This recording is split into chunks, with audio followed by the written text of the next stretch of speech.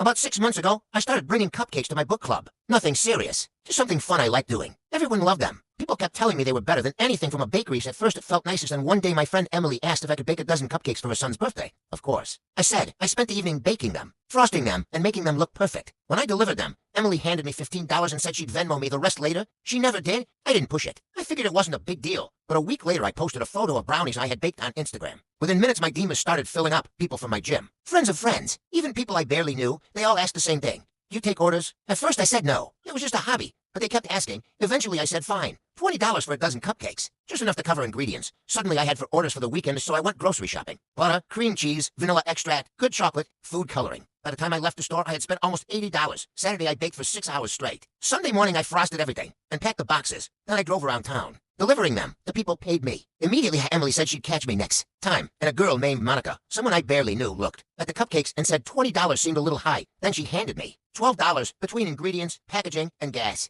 I realized I had actually lost money. That's when things started to change. About a month later, someone from my gym asked if I could make a 3-tier birthday cake for her daughter. I quoted $120. Honestly, that barely covered the supplies and the hours of work. She said her budget was $600, told her politely that I couldn't make a 3-tier cake for that price. The next day she posted in our gym's Facebook group, asking if anyone knew an affordable baker, because apparently some people were charging way too much for simple cakes. I knew exactly who she meant. After that I decided to do something smarter. I sat down and actually calculated everything: ingredients, time, packaging. Got done. I made a simple price sheet: $25 per dozen cupcakes, $15 per dozen cookies. Custom cakes starting at $1,000. Added the list to my Instagram bio. That's when the drama started. Emily texted me immediately. Wait, you're charging me now? I told her yes. She replied, I thought we were friends. I told her we were. That's why it's $25 and not $40. She never ordered again. Then came the book club night. I baked a batch of the best chocolate cupcakes I had ever made. Salted caramel filling, chocolate gannic, perfect frosting. But this time I only brought 6. There were 8 people in the group. Emily looked confused. You didn't make enough for everyone? I calmly said. These are for the people who appreciate them. She asked what that meant. I looked at her and said,